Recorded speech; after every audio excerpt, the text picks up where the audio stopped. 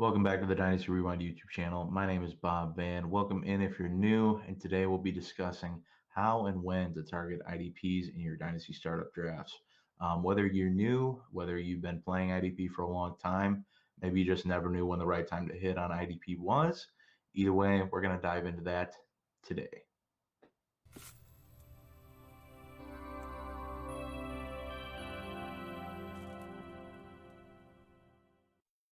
So the things you'll need to be able to focus on in this process is being able to identify heavy IDP roster construction as well as light IDP roster construction. And then you'll need to take a look at scoring, if it's friendly IDP scoring or non-friendly IDP scoring. And we're going to get into that right now. So as you can see here, this is what I would qualify as IDP heavy roster construction. We have 3 starting defensive linemen, 3 starting linebackers, 3 starting defensive backs, 4, and 2 IDP flexes. This puts a huge strain and a lot of scarcity into free agency when it comes to IDPs, and really pushes them up my draft board, especially if the scoring is right. As you can see, the projections are pretty friendly for these guys. So that right away you can kind of tell that this is an IDP friendly scoring league, but we'll dive into that in a minute. Then, as you can see here, we have a lighter IDP roster construction here. We have 1 starting defensive lineman, 1 starting linebacker, 1 starting defensive back, and then 2 IDP flexes. This puts a lot less urgency on the position, and then in turn kind of pushes them down my draft board regardless of the scoring. Defensive side of the ball is very deep, so there's no need to necessarily put a premium on these players like you might need to if, like I said, in the previous league where we had a ton of IDPs starting, we had 13 starting IDPs, where in this league we only have 5. I don't need to put as much of a strain on that position or as much a priority upon in the draft. So you've heard me mention IDP friendly scoring. What is that exactly? Here's an example. We'll look at the touchdown is 6, sacks are 6 points, hit on QB is 1 point, tackle for loss is 2, block, punt, PAT, or field goal is 3, interception is 6, fumble recovery is 3, as well as forced fumble. Then we have our safeties are 3 points, assisted tackles are 1 point, solo tackle is 2, and a pass defense is 3. So that, in a nutshell, is what IDP friendly scoring would look like. Basically, it just puts a premium on IDP players as opposed to some leagues where they're not as strong. There's obviously many different scoring settings for IDPs. Not going to get into that in this episode. We don't need to go down that road. But this would be IDP 1, 2, 3 scoring for those of you who are not familiar. It is a make IDPs important scoring, and I'm cool with that. But ultimately, you need to adjust your league settings. So how do we do that? So one way you can kind of check your league settings, especially if you're on Sleeper, or how effective IDPs are in your league settings.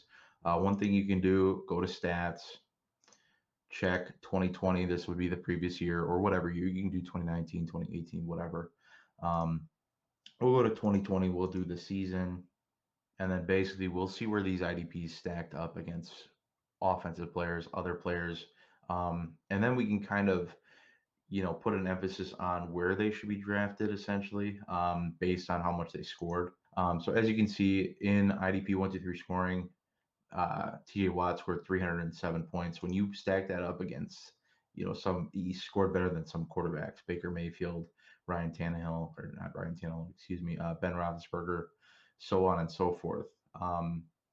So this obviously, if you have a friendly IDP friendly scoring, it can really shoot people up your draft boards.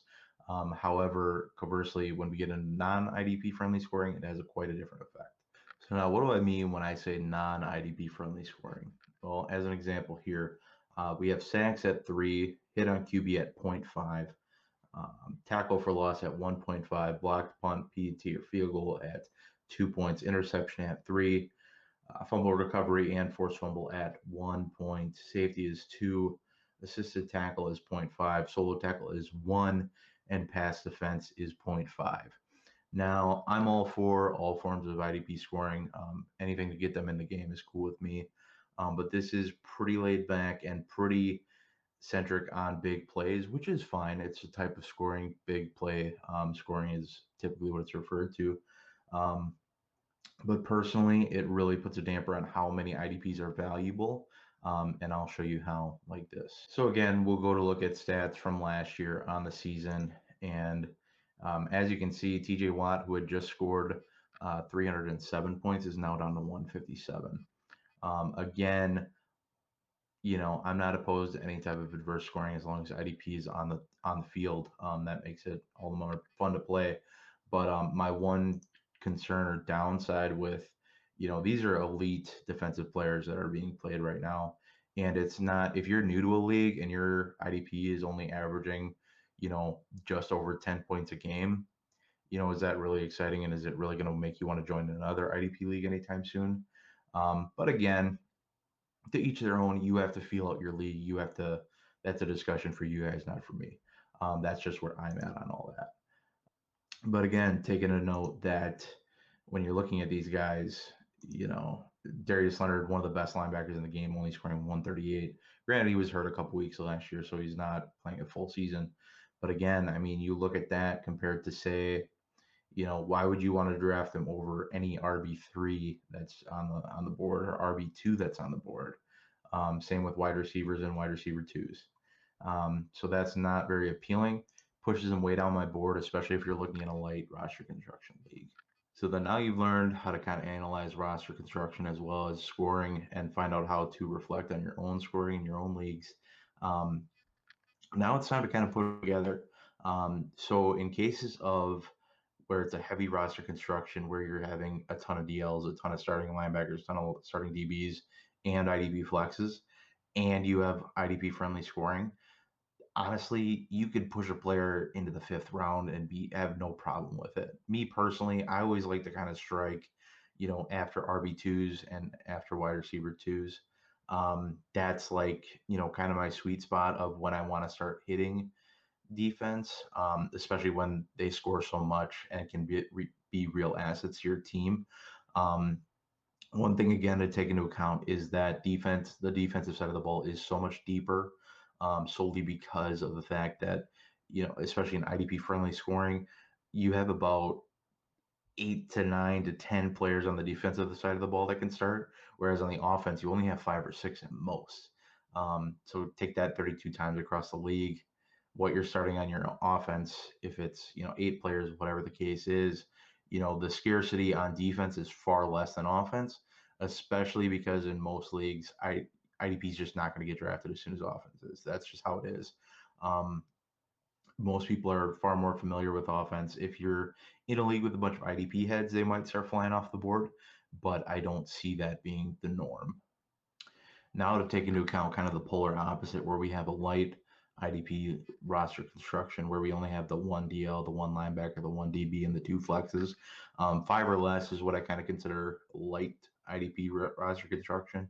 And then if you're looking at non-IDP friendly scoring, like we discussed, I'm not even thinking about IDPs until round 10, solely because of the fact that of the depth that's there. For one, I can kind of find, especially after that first kind of tier of the elites go, I can find a lot of great talent later that can fill in and plug and play no problem. I'd rather build depth on my offense, where I think I'll need it more, being that I feel like I can find defensive stream no problem. But to each their own, and you kind of have to take into account how the board falls for you and your drafts. Let's kind of discuss the opportunity of if it's a light roster construction with friendly IDP scoring. That's kind of an odd case where you can kind of put a priority on these players, but again, I'm not looking until about the 8th, 7th, 8th round. These players do put up a lot of points, and at the end of the day, the scarcity isn't there to make it worth drafting real early. So you have to kind of take into account that. And then on top of it, again, is what you're drafting in an IDP worth that of the offense? A lot of times, yes, especially in friendly scoring. Now for probably the hardest one to gauge and probably the most kind of odd pairing, heavy roster construction with non-IDP friendly scoring. Why do I say it's an odd pairing? Usually if you have a lot of IDP starting spots, you have a lot of big IDP heads in the league. Players that love IDP, that respect IDP, that want to see IDP players perform and perform well. But I'm not going to say it's not going to happen, so I'm going to go over it anyway. For me, there's going to be a huge scarcity in the league, so you want to get the high performing players. There's a chance that they slide, but again, you kind of have to mold to how the board falls for you. I am again not ideally if I can hold off till the eighth, ninth round after the wide receiver ones, twos, RB ones and twos, maybe even the tight end ones go off the board.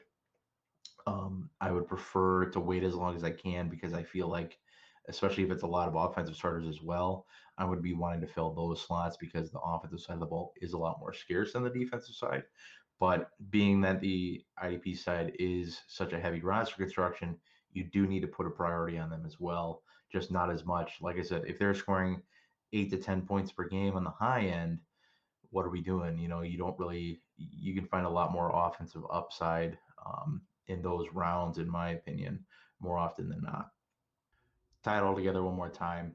For heavy roster construction for IDP friendly scoring, I'm looking at as early as the fifth round. These guys are going to be a very high premium.